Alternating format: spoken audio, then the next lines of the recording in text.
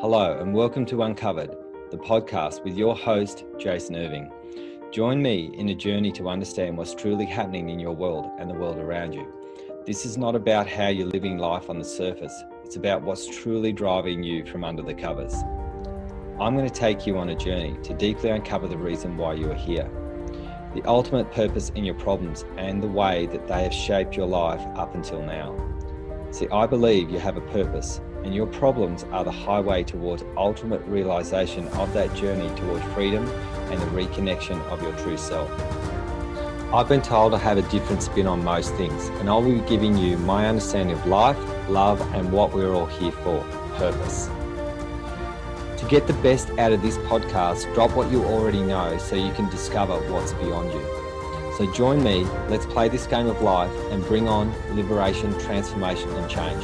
Let's do this. Hi Jason, how are you today? Not too bad. Do I have green stuff in my teeth? No. No, that's good. Green smoothie, guys. So welcome everyone, and today we're going to talk about the Saviour or superhero archetype. Yeah, I think this is really, really important. Saviour mentality is a problem in our world. We quite often need something or someone to save, and this creates a major catastrophe for the person who's needing to be saved and the person who's putting all that desperation into saving the world or saving a cause or doing something to make something better. This is usually to do with a huge amount of internal based pain. Mm-hmm. So is it usually directed at other people? Yeah. Mm-hmm. Yeah, so it's an externalization. We're looking to save something. Mm-hmm. And every time that we do this, the person that we're saving or the situation that we're saving is a victim of circumstance. Okay. So it doesn't work. I think what we need to think about is how to save ourselves.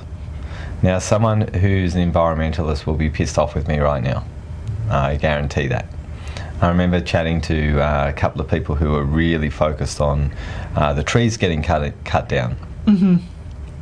In Tasmania at one point. They were activists and they were tying themselves to trees. Mm. And they had little kids.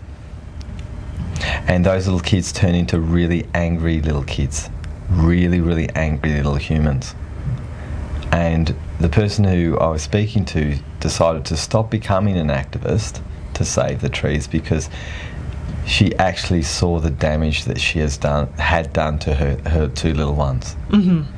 So it was really interesting to hear. I was just having a conversation with her and she realised that what she was doing was actually harmful to the human psyche of her little children. Mm-hmm. Very interesting. Yeah, so I think what we need to understand is how to create peace with the choices that we make. Doesn't mean that we don't help things, we don't have a cause to stand for. It's just how we do it that matters. Mm-hmm. So what I want to think about here is the Saviour archetype is what we see in the Marvel movies. Mm. So we see Wonder Woman, we see Superman, we see Spider-Man, Catwoman, all of the archetypes that are here to save something. Now there's a problem. Mm-hmm. In every movie there's a wise sage in every one of those movies. Mm-hmm. And they're the ones that they get the advice off. They're the smart ones. They're the ones that actually have the ability to understand what, how and why we're making decisions. And so the Saviour gets the advice from the wise sage, Wonder Woman's parents, Superman's parents, Spider-Man's parents. There's this or grandparents. The Saviour part of us needs a wise counsel. Mm-hmm. And the wise counsel doesn't have to save the world. They're not looking at saving the world. They're here to help the world become more aware, and especially the person that they're trying to help become more mature in their decision-making processes. So instead of being the superhero, you should aim to become the wise sage. Yeah, exactly. And they're the ones that have the depth, the connection, the understanding of what it is that can change the human race. If we're trying to save something, we're always going to have something wrong in the world and in us and in somebody. And where does this start? Like how do people fall into this kind of archetype? Well, it starts with fairy tales. It's everywhere, right? If you look at human nature, we are looking to be saved. It's like getting the magic pill. If I take this pill, I'll be better, rather than actually working on yourself with regard to health. Oh, here's this magic pill to help you lose weight. Take that, and you'll lose weight. But eat burgers and have heaps of alcohol and lots of McDonald's, and everything will be fine. But have this little pill and you'll lose weight. Everyone wants what? The easy way out. So we all want to be saved, cradled and fixed, and to actually save yourself takes work. Takes understanding, takes comprehension, and takes really clear decision-making processes. So if you think about the movies, Mr. Miyagi and the Karate Kid, who was the relaxed one? Him. Yeah, Mr. Miyagi was. Karate Kid wasn't. So again, we're looking at the saviour, or that type of person, the superhero being impulsive, being immature, being unable to be calm, whereas the wise part sort of knows there's death, there's going to be problems, disease will occur. Is not worried about what's going to happen to them, in quotes. The saviour's trying to fix everything, is impulsive, has got a lot of anxiety and a lot of stress.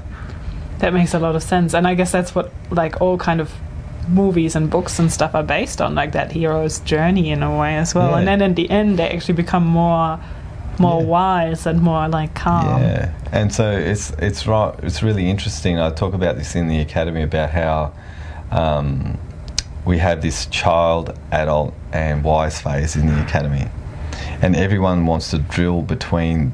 Like there's the mountain top is the adult part, not the wise sage part. It's climbing the mountain. So everyone wants to drill between going from the child to the wise, and that's why we want this magic pill, so everything's going to be better. We have to actually climb the mountain. And that's what the adult phase is. It's responsibility. So a saviour is actually quite often taking the responsibility away from the victim, if it's a person. Right? And if you take away the responsibility from the victim stays that way. And I've seen this lots of times. I've worked with lots of parents, and I look and just go, oh my God, you're just keeping the child a child.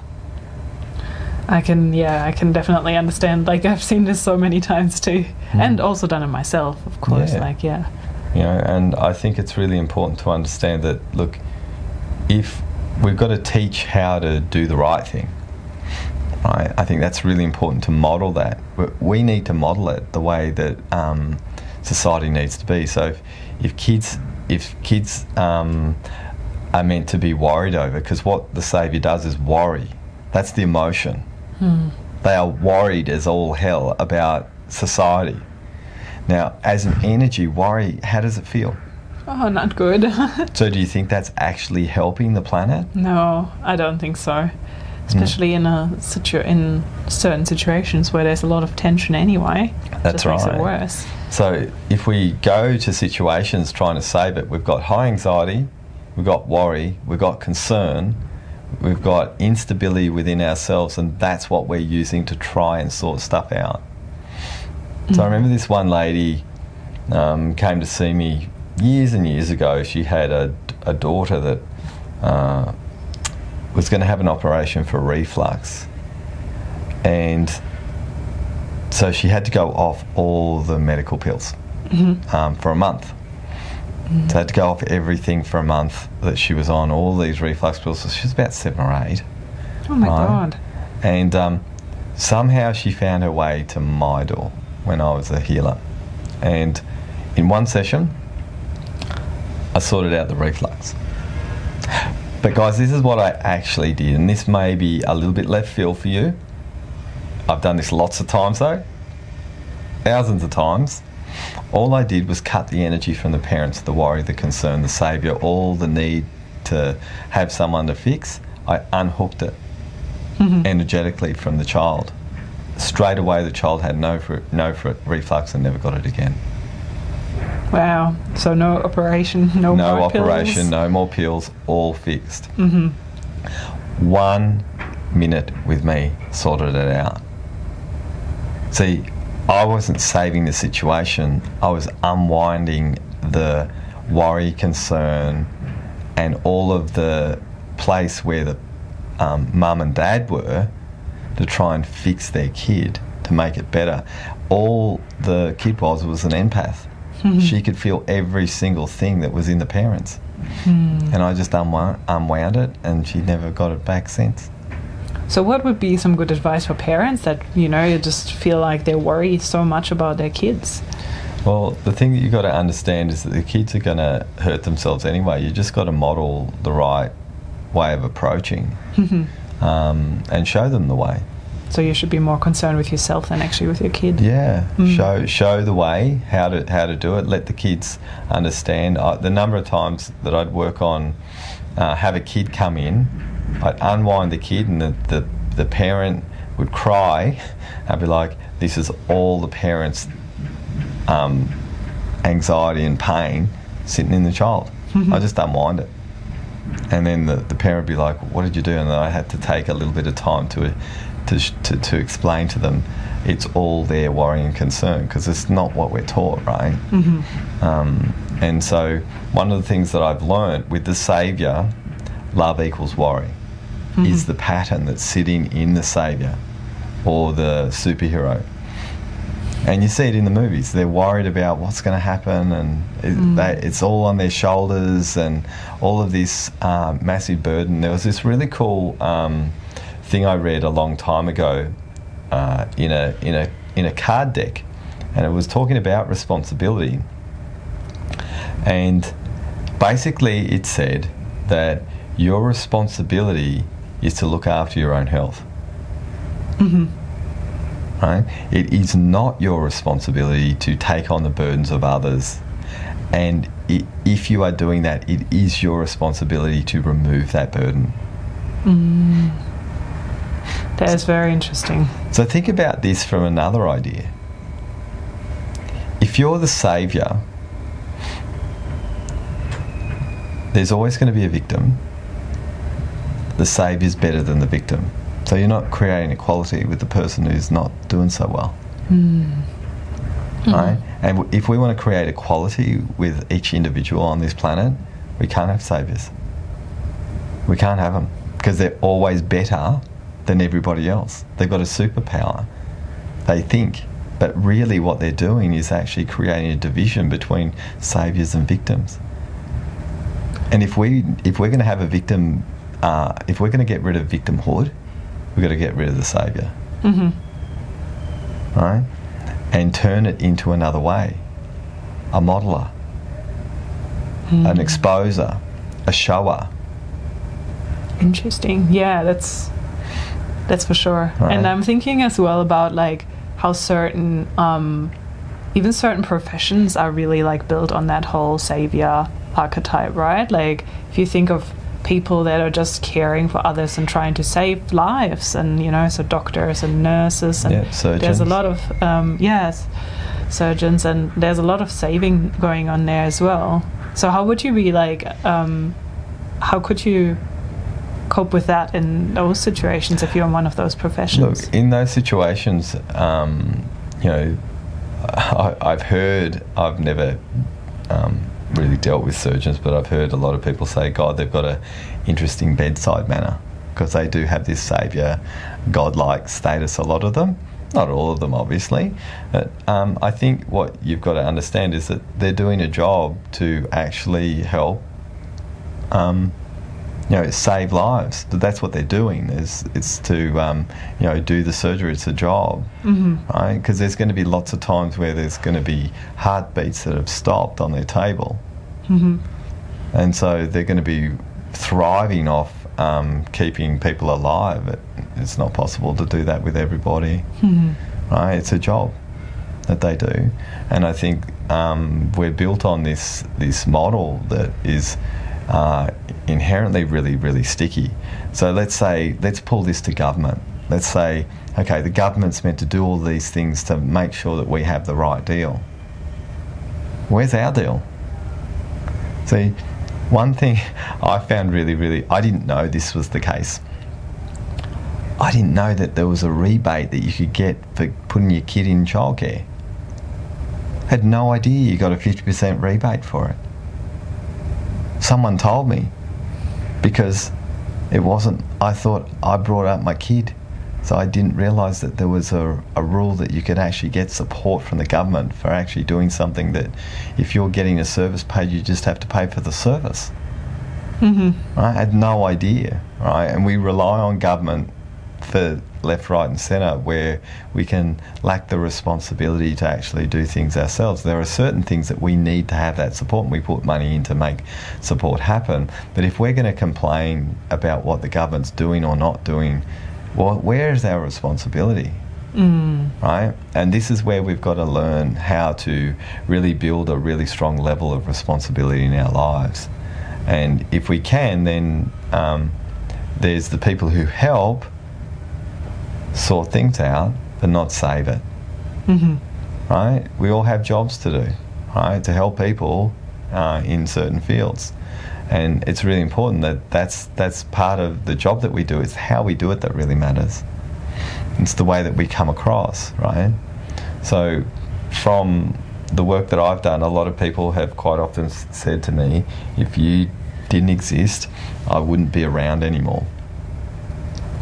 Whereas we were talking about the free will podcast a little while ago, where maybe they were always meant to see me, and I was going to show them another way so they could actually change their lives and live, right? I never looked at anything that I did saving anybody. I was here to show people another way. And model it. Yeah, and model it. Like in the Academy, our focus, one of the biggest focuses is well-being and health. So I know from my perspective that if I'm going to model that, I need to change the way in which I ingest my food and the decisions that I make with my food. So right in the beginning, I got rid of melted cheese, my favourite thing, and pizza's gone. When I joined the Academy, because I joined it too, even though I was leading it, and got rid of chocolate straight away. And I didn't watch porn, I didn't drink alcohol, didn't have coffee, didn't have any illegal drugs, don't put any pharmaceutical products in my body at all, because I look after my health. So if I'm not going to model that to the Academy people, then it'd be silly. I'm not telling anyone else to not do that. I wanted to make sure that well-being was actually led by me. Then if people wanted to get off the cookies, the cakes, the chocolates and all of those sorts of things, they'd have someone who was showing them how, rather than trying to get them to be saved and fixed. Because at the end of the day, our responsibility on all of our shoulders is our well-being, mentally, emotionally and physically. Like, we can only show in the Academy a different way of approaching, and it is fast and it is super personally responsible the way that we approach. Right? If you think about what we're doing, is we're handing people back the keys to their own door. And to actually take responsibility themselves, because I think that the whole Saviour thing is also just a lot of distraction, right? Because you focus so much on others that you don't really focus on yourself. That's so right. Much. And this is one of the biggest dysfunctions in the helping industry, full stop. I used to work with so many people, therapists who would come and see me, and they were pretty busted from that, disregarding their own personal health journey. And it's hard working with people. People think this is it's an amazing journey, you get to help people. Really, in reality, guys, you're listening to people talk about their disaster zones all day.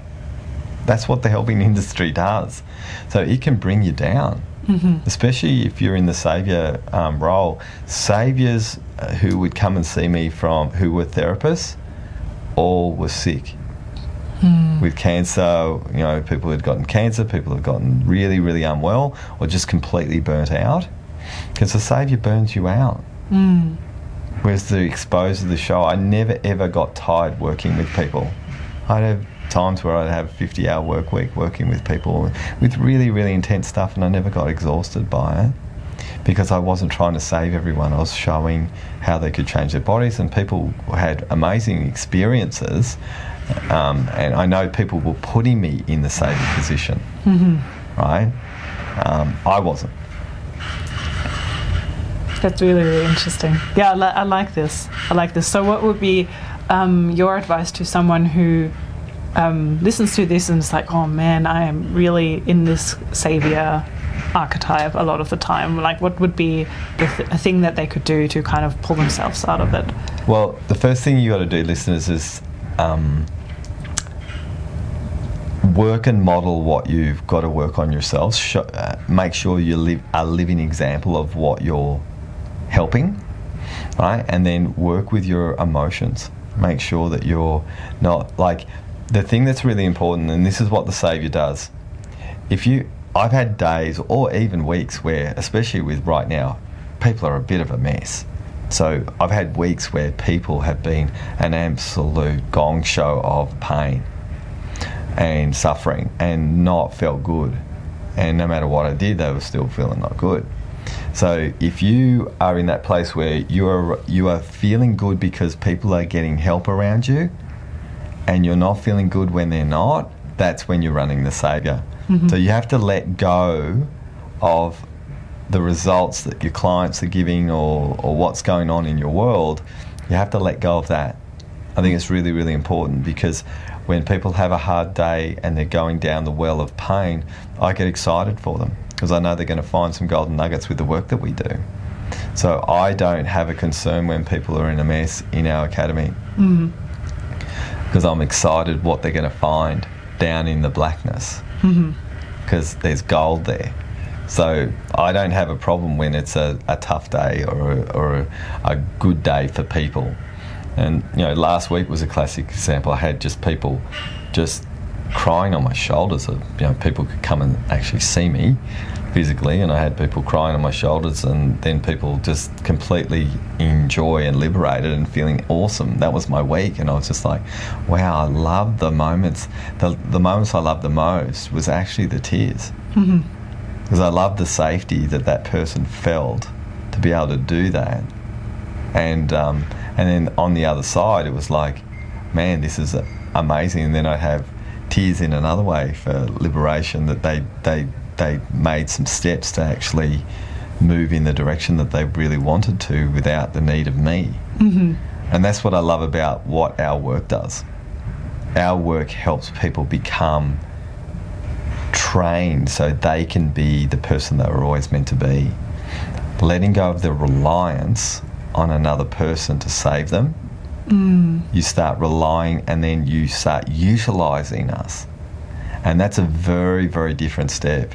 When you utilise someone else's services because they're really good at what they do, then you're doing really well as the receiver, right? But if you're desperate for that person to make you better, then you're looking for them to save you, and you're taking very little responsibility. It's not going to last anyway, won't it? No, it doesn't. And a lot of the time people would say that with me. Oh, Jason, you know, you worked with this stuff and then it didn't last. And I'm like, oh, they didn't want to take the responsibility for it being permanent. Kind of reminds me like going to a retreat or something like that. You know, you just meditate the whole time or whatever retreat it is, and then you go back to your normal life and you never do anything like that again. Oh my God. That was one of the most interesting things, was actually having people come to see me after they did their first Vipassana meditation, which is, by the way, guys, it's a silent retreat where you wouldn't talk to anyone for a week, right? So not normal in this day and age to go away from all phones, from everything. They were an absolute nightmare mess. They were ragged had no idea how to get back into society when everything came back together. I really believe that we need to be able to, if we do a retreat, we need to be in normal settings, a really normal setting, so then we can be silent within the loudness of life. Right? If you can be, I talk about this, if you can meditate in a casino, you're home. But if you need to have away in nature, away from everybody, and away from the environment that you're in to get yourself connected, in quotes, there's a major problem here. We need to actually be able to do it in all environments. Otherwise, we're a mess. Right? So the Saviour and the superhero archetype, it would be so nice if it got replaced with the Yodas, the Obi-Wan Kenobis, you know, all of those archetypes that actually build this level of patience and reverence and calmness in the world. And it's very similar to the model of coaching and mentoring, in my opinion. So I look at a coach as a saviour. They're here to win the comp, right? And so it's short term. They're not thinking really long term. There's really good coaches out there in the coaching industry who do think long term, but I wouldn't call them coaches, I'd call them mentors. That's why we've got a mentoring program, because a mentor is like a wise old sage sharing, and what they're doing is creating a space for you know, the superheroes to come forward, so then they can be wise, moving from child to adult to wise. It's a 3-stage process, right? And so you're giving the adults, like the superhero archetype, you're giving them that strength of responsibility, and then when you're consistent with responsibility, then you become wise. It doesn't just happen overnight. We're in a society now, it's just like, I've done it once, now it's done. And there's all this annoying stuff in personal development that says, oh, if you believe that you can just do it once, you're all okay. Repetition is wise. Repetition thousands and thousands and thousands of times over is wise. That's what creates wisdom. It's never, I just did it once, and the biology belief says it's just done once. You believe it once, and that's just not true. Number of people who have bought into this bullshit have gotten really stuck because they go, I only did it once, and there's a massive buy-in here. How popular is that? That's popularist, right? To go do it once, be a baby, you've just tunneled through into wise, and you haven't climbed the mountain, and then you have a shit life and you realise none of it's working because you did it once. Yeah, you can't do one push-up and expect to be fit, right? No, that's right. And you have to be prepared to do the long game. And the saviour doesn't focus long game. The wise person does. Right? It's thinking about how you know, you do things over a really, really long period of time to give yourself the permission to become the person you're always meant to be. This is why I love what our academy work does, because it's a 3-year adventure that each part gives you the capacity to learn what you can do for the rest of your life. Right? And most people are willing to pay for you know, things for that quick hit, get that quick coffee, get that quick thing, but are we willing to have a slow burn? It's more like it's a lot of instant gratification in our society nowadays, right? Like, I want this and I want it now, but I don't want to, you know, I don't want to put any work in. Yeah, exactly. I remember chatting, I was in this group of people, and it was to turn our businesses into 7 figures. And I was at the airport chatting to them. I said, I don't want to turn my business into 7 figures this year. They all looked at me like I was a weirdo. I said, I want to do it nice and slowly so I can do it right. And they still looked at me like I was a weirdo. What? Right? And this is what it is, guys. If you're in this place where you're needing to be saved, and you're wanting someone to fix you, you're going to get therapy or whatever, make sure that you get the advice and do the work in between visits. Like, all the people who would do that when I was a therapist, they went for miles. All the ones that went, oh, Jason's going to come and give me that good feeling or change my life, same in the academy, oh, they just don't put the effort in. I know that the results are going to be slower. Right? So we've got to know you've got to put that work in. If you're getting helped, make sure that you're putting the effort in for the person who's doing the helping, because they can only help as far as you're willing to be helped. Mm-hmm. Cool.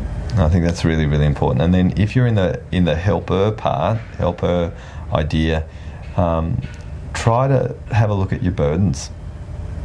Like, what are you being burdened with clients or life or whatever, and slowly chip away at letting go of being the burden of life, and be the instigator of it, and start showing the way, leading by example, and people seeing the way in which you live. Because if you can see someone living the very existence that they're wanting to look for and aspire towards, and they can see it, then it's being bled through life experiences, and then it takes the weight off and the burden off the shoulders of the person who's supplying, and allows the other person to take more responsibility. This is why I like what we've created. We've got this one-to-one, got one-to-many. It's personally responsible, and that's why I sort of got out of the therapist model so much, because I just didn't want to. I wanted to provide something that allowed people to be more responsible in their world. And not just like, I come here for my quick fix and then I go and do the same thing as I always did. Yeah. And it's so easy to do that, right? So when I set up the academy, there was lots of people that I was like, okay, you're not the right fit. I didn't talk to everyone about joining my academy, because I wanted to make sure that I got the people who were going to be more responsible to choose decisions, rather than feel like I needed to fix the decisions, because it was quick. It was a bit of a tricky transition, moving from therapist to leader, to know how to make sure that the people who were going to come on board were not going to be like, oh, what about that Jason experience where you're going to put the hands on, have this mind-blowing experience, and then they'll be able to leave, because all the experiences are mind-blowing, but they're personally responsible. I'm not doing them all the time now, which is great. That's really, really good. Anything else you would like to add? Look, no, I think that's enough. I think listeners, if this has made sense to you, I really believe that this is an essential ingredient for us to learn how to change this, for humanity to change. If the world doesn't need saving, then we're home. That's true. And we have more acceptance. We have more acceptance of where the world is as it is. And when we've got more acceptance, it changes more quickly. Patience is the journey towards letting go of the Saviour too. Cool. Yeah. Amazing. Well, thank you so much for today, Jason. Absolute pleasure, and thanks for listening, guys. Thank you. See you next time. Thanks so much for listening to our podcast. We really appreciate you, and we really appreciate your time, because time is so valuable. What we'd love you guys to do, if you like this podcast, if you could share it with your friends, and also our website address for the podcast is www.wellnessbreakthroughacademypodcast.com. Our website is www.wellnessbreakthroughacademy.com. We have a free Facebook group called Wellness Leadership Evolution, so search for that. I'd love it if you could add me as a friend on Facebook. I don't buy it, so add me as a friend. And if you want some help and you would really like some support from us in the Academy, jump in. We have a process. You can do a break-in call to connect in with us. We do small courses. We have lots of things that we share. So we'd love the opportunity to give you a chance to change your life and turn it into a free one. You are one transformation away from change. Come and catch up.